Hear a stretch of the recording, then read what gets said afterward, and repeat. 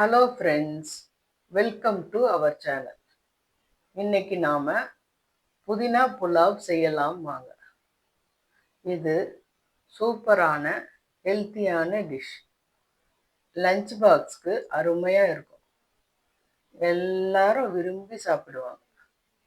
முதல்ல 250 கிராம் பாசுமதி ரைஸை வாஷ் பண்ணி 20 நிமிஷம் ஊற வச்சுக்கலாம்.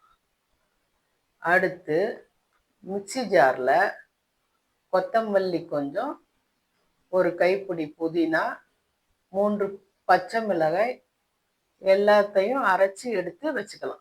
அடுத்து மிக்சியில் தேங்காவை அரைச்சி தேங்காய் பால் எடுத்து வச்சுக்கலாம். ஸ்டவ்வில் ஒரு பேன் வச்சுக்கலாம். இதில் 60 ml ஆயில் ஊற்றிக்கலாம். இதில் ஒரு பிரியாணி இலை, ஒரு துண்டு பட்டை, ஒரு ஏலக்காய், 2 கிராம்பு, ஸ்டார் அனீஸ், ஒரு சின்ன பீஸ் கல்பாசி கொஞ்சம் போட்டுக்கலாம். பிறகு 100 கிராம் நீட்டாக அரிஞ்ச வெங்காயத்தை போட்டு நல்லா வதக்கிக்கலாம். அடுத்து கொத்தமல்லி கொஞ்சம், புதினா கொஞ்சம் போட்டு வதக்கிக்கலாம். இது நல்ல ஒரு வாசனை வரும் வரை வதக்கிக்கலாம்.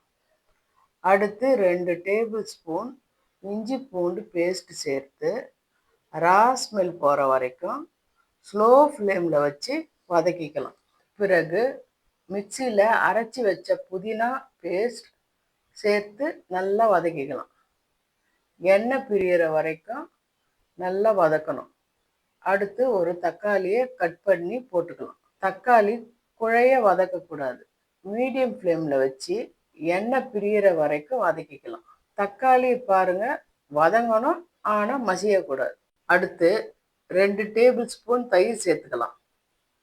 பிறகு தேவையான அளவு உப்பு, அரை ஸ்பூன் கரம் மசாலா சேர்த்துக்கலாம். நாம் எடுத்து வச்ச தேங்காய் பாலை அரிசி அளந்த கிளாஸில் ஊற்றி அளந்துக்கலாம். 1 கிளாஸ் அரிசிக்கு 2 கிளாஸ் தண்ணி ஊற்றிக்கணும். தேங்காய் பாலையும் கணக்கு பண்ணிக்கணும். அரை கிளாஸ் தேங்காய் பால் இருக்கு, அப்போ 1.5 கிளாஸ் தண்ணி சேர்த்துக்கணும். அப்போ 2 கிளாஸ் அளந்து ஊற்றிக்கிறேன். அடுத்து 1 ஸ்பூன் லெமன் ஜூஸ் சேர்த்துக்கலாம். ரைஸ் உங்களுக்கு உதிரியாக வேணும்னா 1.25 கிளாஸ் தண்ணி ஊற்றிக்கோங்க. குக்கரில் வச்சிங்கன்னா 1.5 கிளாஸ் தண்ணி சரியாக இருக்கும். இந்த மெத்தடில் செய்யும்போது டேஸ்ட் அருமையாக இருக்கும். பிறகு 50 கிராம் ஊற வச்ச வேர்க்கடலையை சேர்த்துக்கிறேன்.